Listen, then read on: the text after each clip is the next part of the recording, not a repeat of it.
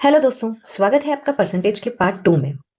पिछले पार्ट में हमने परसेंटेज के बेसिक्स को क्वेश्चन के माध्यम से समझा। आज हम अपने लेवल को थोड़ा बढ़ाएंगे, जैसे क्वेश्चन एग्जाम में आते हैं। वैसे आपकी एग्जाम में बेसिक और मॉडरेट लेवल के ही क्वेश्चन आते हैं। तो चलिए उठाइए पेन और पेपर और शुरू हो जाइए। आज का हमारा पहला क्वेश्चन है, किसी संख्या का 15% उसी संख्या के 6% से 18 अधिक है। सिंपल सा कहा गया है कि किसी संख्या का, तो संख्या को हम x मान लेते हैं, 15% उसी संख्या के 6% से 18 अधिक है। इसको 18 बढ़ाएंगे तो ये दोनों बराबर हो जाएंगे। अब इससे x की वैल्यू निकाल लेते हैं।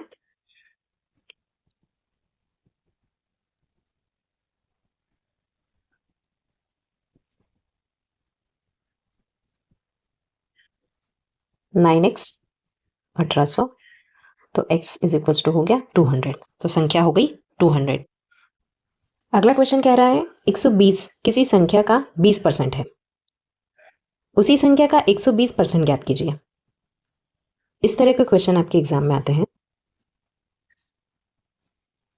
संख्या को हम मान लेंगे x, तो x का 20% कितना बताया है, 120 है। इसको सॉल्व कर लेंगे तो x की वैल्यू आ जाएगी, और हमारी x की वैल्यू आ जाएगी 600।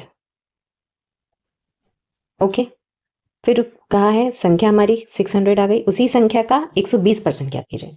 हमारी संख्या 600, इसका 120% हमको ज्ञात करना है, तो ये हो जाएगा 720, जो हमारा आंसर है। अगला क्वेश्चन है, किसी संख्या में 10% की कमी करने पर वह 54 हो जाती है। कब? जब 10% की कमी करते हैं, मतलब ये संख्या 90% पर 54 है। मूल संख्या 70, तो इसको हम इसकी पूरी वैल्यू फाइंड करेंगे, तो वो होगी 60। अब मूल संख्या को, ये मूल संख्या आ गई 60, 72 बनाने के लिए कितने प्रतिशत की वृद्धि की जाएगी? 72 बनाने के लिए 12 की वृद्धि करनी पड़ेगी। कितने पर? मूल संख्या 60 है तो 60 पर, और प्रतिशत की बात की गई है तो 20%। क्या कहा है हमारे क्वेश्चन में? किसी संख्या में 10% की कमी की। 10% की जो कमी की, मतलब 90% की वैल्यू है 54, तो हमको 100% की वैल्यू निकालनी है, तो हमारी मूल संख्या आ जाएगी। तो मूल संख्या आ गई 60। अब वो कह रहा है 72 बनाने के लिए, तो 72 बनाने -60 करेंगे तो 12 इंक्रीज करनी पड़ेगी। कितने पर? 60 पर, प्रतिशत, तो 20% आ जाएगा। चलिए अगला क्वेश्चन देखते हैं। अगला टाइप है हमारे पास, किसी संख्या को पहले 10% बढ़ाया और फिर 20% घटाया जाता है। ठीक है, 10% बढ़ाया मतलब 110, 20% घटाया मतलब 80, तो ये हो गया तो 100 माइनस 88, तो 12% की ये कमी है, 12% डिक्रीज। अगला क्वेश्चन देखते हैं। अगला टाइप है, एक विद्यार्थी ने 48 के स्थान पर गलती से 84 लिख दिया, प्रतिशत त्रुटि ज्ञात करें। 48 था लेकिन उसके स्थान पर 84 लिख दिया, तो 84 में से 48 माइनस करेंगे तो आएगा 36। 36 त्रुटि की है उसने, कितने पर? 48 था बेसिकली, तो 100, ये हो जाएगा 75%, ऑप्शन सी। अगला क्वेश्चन,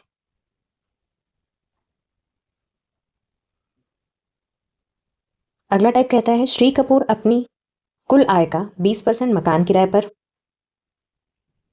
70% अन्य घरेलू खर्चों पर, तो ये हो गया 90%। 90% तो उनका खर्च हो रहा है। बचत कितनी हुई? 100 में से 90% घटाएंगे तो 10% बचत है। उनकी बचत 1800 रुपये है। 1800 जो है 10% की वैल्यू है, तो कुल आय तो 100% ही है कुल आय, तो उनकी आय आ जाएगी 18,000। 20% मकान किराए पर, 70% अन्य घरेलू खर्च ही हैं 70% भी, तो 90% तो उनका खर्च ही हो गया, 10% बचत है, और जो बचत 1800 रुपये है, 1800 रुपये 10% की वैल्यू है, तो हमें 100% मतलब कुल आय निकालनी है। अगर हम यहाँ पर हमें कहते हैं खर्च कितना है, तो यहाँ पर हम 90 की वैल्यू निकालते हैं, पर क्योंकि हमसे आय पूछी है तो हमने 100 से की। हमारी आय आ गई 18,000 रुपये। चलिए दूसरे क्वेश्चन की तरफ बढ़ते हैं। किशन अपने वेतन का 30% भोजन पर खर्च करता है और 3% दान देता है। यदि इन दोनों मदों पर कुल 23,100 रुपये खर्च होते हैं तो उसका वेतन ज्ञात कीजिए। भोजन पर 30% और दान पर 3, तो ये हो गया 33%। अब वो कह रहा है कि 33% जो परसेंट में है वो 23,100 की वैल्यू है, तो ये 33% की वैल्यू है, तो उसका वेतन तो 100% ही होगा, तो ये आ जाएगा 70,000,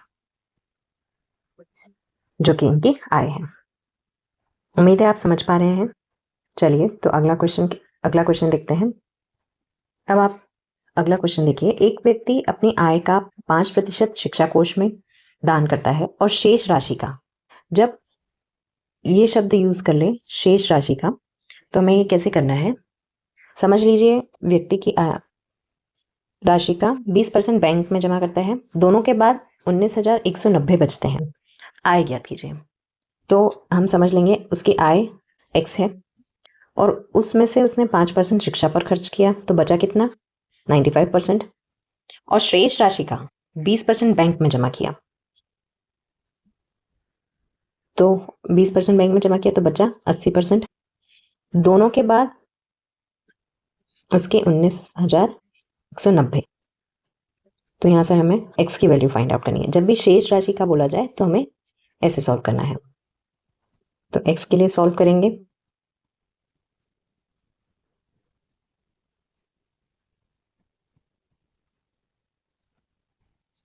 तो इसका आंसर आ जाएगा 25,250, ऑप्शन सी। जब भी हमसे शेष राशि का कहा जाए तो हम इस मेथड से करेंगे। आय मान लेंगे x, 5% खर्च कर दिया तो बचा 95%, और फिर हमने 20% बैंक में जमा कर दिया तो बचा 80%, और आखिरी में उसके पास 19,190 बचते हैं। x की फाइंड आउट वैल्यू करने से उसकी आय क्या हो जाएगी। अगला क्वेश्चन देख। चलिए अब अगले टाइप की ओर बढ़ते हैं, जिसमें कहा गया है सीसा और टिन के 50 kg मिश्र धातु में 60% सीसा है। नए मिश्र धातु में सीसा 75% करने के लिए कितना शुद्ध सीसा मिलाना हो। क्वेश्चन में कहा गया है 50 kg मिश्र धातु है, जिसमें क्या क्या है, सीसा और टिन, तो 60% सीसा है, तो 50 kg का 60%, 50 किलो का 60% होगा 30 kg, बाकी का कितना बचा, 50 में से 30 kg सीसा ही है, तो 20 kg टिन हो जाएगा, जो कि 40% की वैल्यू है। अब उसने क्या कहा, आगे पढ़िए। नए मिश्र धातु में सीसा 75% करने के लिए, नए मिश्र धातु में हमें नहीं पता धातु की कितनी वैल्यू है, पर जो सीसा है वो 75% है, तो टिन कितना हो जाएगा 25%, 25% टिन हो जाएगा। आप लोग समझ पा रहे हैं। सीसा और टिन का 50 kg मिश्र धातु हमें दिया ही हुआ है, उसमें से 60% सीसा है, तो 50 का 60% 30 kg होता है, तो 30 kg सीसा हुआ, और 50 kg दे रखा है टोटल, उसमें से 30 kg सीसा ही हो गया, तो टिन कितना हो जाएगा 50 - 30, 20 किलो टिन हो जाएगा। अब हमें कहा गया है नए मिश्र धातु में, अब नए मिश्र धातु में कितना वो मिलाया गया है ये हमें नहीं पता। 75% सीसा करना है, पर हमने टिन को तो हाथ भी नहीं लगाया, मतलब टिन में कोई चेंज नहीं है, टिन वही 20 का 20 किलो है। अब वो 20 किलो नए मिश्र धातु में 25% की वैल्यू है, तो हमसे पूछा क्या गया है कितना शुद्ध सीसा मिलाना होगा। सीसा मिलाना होगा, सीसे का परसेंटेज है 75। अगर हमसे पूछा जाता कि नया मिश्र धातु कितना है, तो हम यहाँ 100 से मल्टीप्लाई कर देते, तो ये पूरा मिश्र धातु आ जाता। पर हमसे पूछा है सीसा कितना मिला है, तो हम 75% की वैल्यू निकालेंगे। इसको सॉल्व करेंगे 3, तो ये हो जाएगा 60 kg सीसा।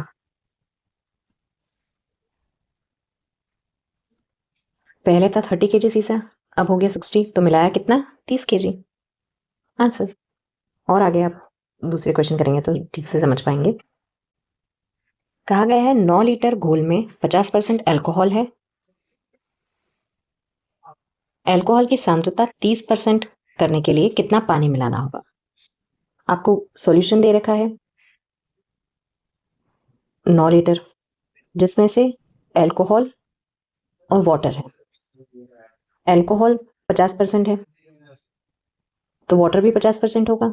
अब 9 4.5, ठीक है। अब उसमें कहा गया है अल्कोहल की सांद्रता 30% करने के लिए कितना पानी मिलाना होगा? मिलाएंगे पानी। ये न्यू सॉल्यूशन है, इसमें हमको 30% करना है अल्कोहल, तो वाटर हो जाएगा 70%। अब हम इसमें मिला रहे हैं पानी, तो पानी चेंज होगा लेकिन अल्कोहल तो सेम रहेगा। मतलब यहाँ पे 4.5 है तो यहाँ भी 4.5 रहेगा, पर अब जो है 4.5 की वैल्यू 30% है, तो हमको निकालनी है पानी कितना मिलाया इसकी वैल्यू, तो 70% निकालेंगे। इसको सॉल्व करेंगे तो ये आ जाएगा 10.5%, 10.5 लीटर। पहले पानी था 4.5 लीटर, अब है 10.5 लीटर, तो कितना मिलाया हमने? 10.5 माइनस 4.5 तो हो गया 6 लीटर। उम्मीद है आप समझ पा रहे होंगे। कहा गया है 9 लीटर घोल में 50% अल्कोहल है, तो 50% वाटर भी होगा, इतना हम समझ पाएंगे। अब 9 लीटर घोल 50%, 9 का 50% होता है 4.5, तो इतना अल्कोहल है तो इतना पानी भी होगा। अब हमको न्यू सॉल्यूशन नहीं पता आप कितना पानी मिलाया गया है, पर हमें ये बता दिया गया है कि अल्कोहल जो है अब 30% हो गया है। अल्कोहल 30% हो गया है लेकिन मिलाया पानी गया है, तो अल्कोहल तो सेम का सेम रहेगा, 30% हो गया, पर वो रहेगा तो 4.5 लीटर ही। तो 4.5 जो है 30% की वैल्यू है, तो हम यहाँ पर 70% की वैल्यू निकालेंगे तो पानी कितना है इसमें, न्यू सॉल्यूशन में पानी कितना है वो निकल आएगा। तो पानी उसमें निकल आया 10.5 लीटर। तो जब 10.5 को पहले 4.5 था इससे माइनस किया तो हमें पता चल जाएगा कि नए सॉल्यूशन में हमने कितना पानी मिलाया है। उम्मीद है आप समझ पाए होंगे। अगला क्वेश्चन है 12 लीटर चीनी के घोल में 4% चीनी है। क्या कहा गया है कि 12 लीटर घोल है जिसमें से शुगर और वाटर, तो चीनी जो है 4% है, बाकी 96% वाटर है। और कहा गया है यदि 2 लीटर पानी वाष्पित हो जाए, 2 लीटर पानी वाष्पित हो गया तो बचा 10 लीटर घोल। वाष्पित तो सिर्फ वाटर होगा ना, शुगर थोड़ी होगी। तो हमें पता करना है चीनी का नया प्रतिशत। चीनी का इसमें प्रतिशत क्या होगा? 12 लीटर का 4%, तो 12 लीटर का 4% होगा 0.48, ठीक है। अब इसमें वाटर वाष्पित हुआ है लेकिन शुगर तो वही है 0.48 लीटर, तो हमें ये फाइंड आउट करना है कि 0.48 10 लीटर का कितना प्रतिशत है।